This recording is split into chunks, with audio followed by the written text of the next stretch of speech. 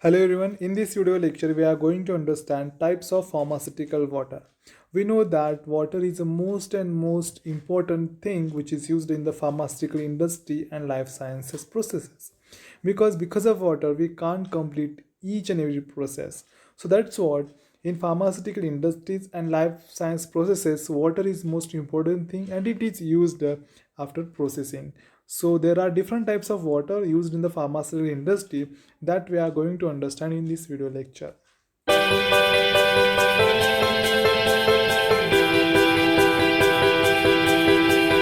Let's start with introduction. See, water is a key ingredient used in many pharmaceutical and life science operations because we know that in each and every processes of pharmaceutical products or any other processes, water is required to maintain moisture and to maintain the chemical balance of that product. It is used as a raw material ingredient and solvent in the processing, formulation, and manufacture of pharmaceutical products, active pharmaceutical ingredients, and intermediates. So, these are some processes where the water is used. It should be control of the quality of water throughout the different processes. Now we know that water is used in everywhere in the pharmaceutical and life science processes or operations. But before going to use that water quality should be maintained with the help of microbiological or chemical processes. Validation of the water production process by testing. Now here the most important thing, that validation of that water. Now validation of that water means what? That control or quality of that water should be maintained, and the validity of that water should be checked with the help of chemical or different testings. Now, total organic compound testing, it is one of the important thing because total organic compounds or total organic matter, it is determined with the help of chemical testings in the lab.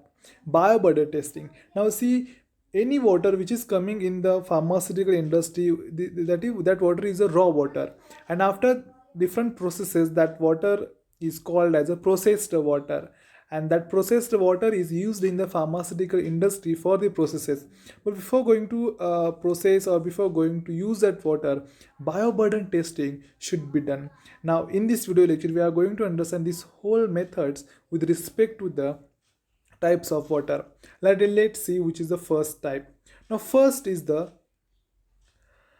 potable water, then purified water, water for injection, bacteriostatic water for injection, sterile water for injection, water for hemodialysis, sterile water for irrigation, sterile water for inhalation, and sterile water for analytical purposes. So these are the main 9 types of pharmaceutical water which are used in the pharmaceutical industry and life sciences processes. Now first is the drinking water. Drinking water is also called as a potable water. Now see, there are some standards given by some pharmacopoeias. According to that standards, we have to maintain the quality of that water which we are going to use in our industry. So here, Bureau of the Indian Standard of the WHO or US Potable Water Standard, that is 40 CFR 141 or such any other standards. So we have different standards for to maintain the drinking water standards. According to that only, we have to maintain the drinking water standards. For example, in Indian Pharmacopoeia, they have mentioned that 500 coliform unit per ml is the limit for the total aerobic microbial count for drinking potable water. As we know that in each and every country they have their own pharmacopoeia. So pharmacopoeia means what? These are some rules and regulations for the pharmaceutical industries given by the government. So we have Indian pharmacopoeia. So in Indian pharmacopoeia, they have mentioned that if we are using any water for the pharmaceutical processes for in industry, then the total aerobic microbial count, or we can say that microbial count should be 500 colony forming unit per ml. And if we have 500 colony forming unit per ml microbial count in that water, then that water is called as drinking potable water.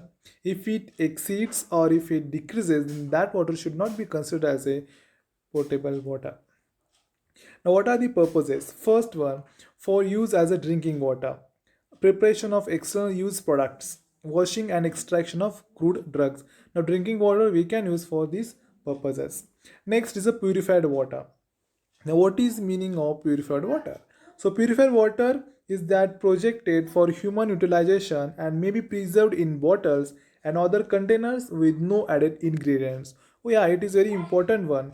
That purified water means what? The purified water is mainly utilized for the human purposes and it is preserved in bottles. Now we know that in markets we are always taking different types of bottles. I'm not going to use brand names, but we are always using water in the which is stored in the bottles and other containers where there are like no ingredients should be there. Okay. Next point is the distillation and exchange or by any other appropriate methods. Now, to purify the water, different methods are used. So, one of the famous method is the distillation and exchange method or any other appropriate method by which we can purify the water. Purified water is used as a recipient in the production of non-parental preparations and other purposes such as cleaning of certain equipment and non-parental products. Now see, purified water is mainly used for the production of non-parental preparations and other purposes such as cleaning certain equipment and non-parental products. The limit for the microbial population for purified water is 100 colony forming per ml. Now see, this limit is according to Indian Pharmacopoeia. That Indian Pharmacopoeia decided that 100 colony forming unit per ml microbial count should be limited for purified water. Now what is the difference between purified water and potable water? So pure water means what? So pure water contains no minerals. So point should be noted that pure water contains no minerals and no any side chemicals. It is a pure form of H2O. Means what? It contains only hydrogen and oxygen. Now, purified water should be purified by capacitive deoxygenation, carbon filtering, reverse osmosis, microfiltration, ultrafiltration, or ultraviolet oxidation. So these are the some methods by which we can purify the water, and that water we can say as a pure water. The next, potable water. Now see, potable water fit for consumption by human beings and other animals. It is also called as a drinking water. It is safe for drinking and for food preparations without the risk of health problems. So this is the difference between the potable water and pure water. The next point is the water for injection. That is a WFI. Now let's see what it is. Now, this water is used in the production of parenteral and other preparations where product endotoxin content must be controlled. Their purposes such as cleaning of contact part of the equipment when water is used as a vehicle, that is water for injection in bulk, and for dissolving or diluting substances in the preparation for injections. Now the pH of this water for injection should be 5 and it may ranges from 5 to 7. This is very important point that pH of the water for injection should be 5 and it may ranges from 5 to 7.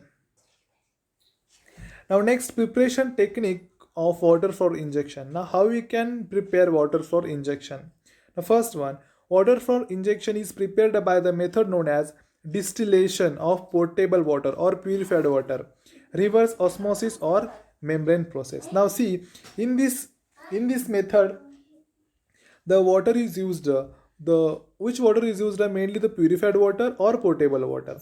Now this purified or potable water is again distilled or again distilled by the process known as distillation, and that water is used for the injection purpose. Now how we can store the water for injection? Okay, now what are the difference between the purified water and water for injection? Let's see. Now water for injection is highly purified as it is condensed and kept it at 80 to 90 degrees Celsius. Now how we can store the water for injection? So at 80 to 90 degrees Celsius we can store the water for injection, and this water is mostly condensed water. So in distillation what we are doing, we are doing the like condensation of water. That's what. And Why we have to store at 80 to 90 degrees Celsius? Because we can maintain its properties and stored in single dose for IV administration purpose after addition of the requested amount of solute, while purified water is kept at room temperature. Next, what is sterile water for injection? Now, what it is, let's see. It is sterilized within 12 hours of collection and distributed in sterile. Now, see, the raw material is coming inside the pharmaceutical industry, right? So, after coming inside the pharmacy industry, within that 12 hours of collection, we have to sterile that water, and after sterilization, we have to distribute in sterile manner only. It should be packed only in a single dose container of not larger than 1 liter size.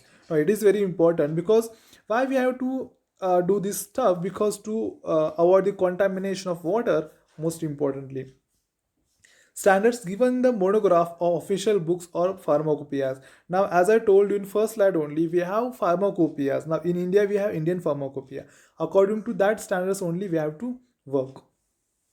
Microbial limit is not more than 10 colony forming units per 100 ml. Now see, it is very important thing.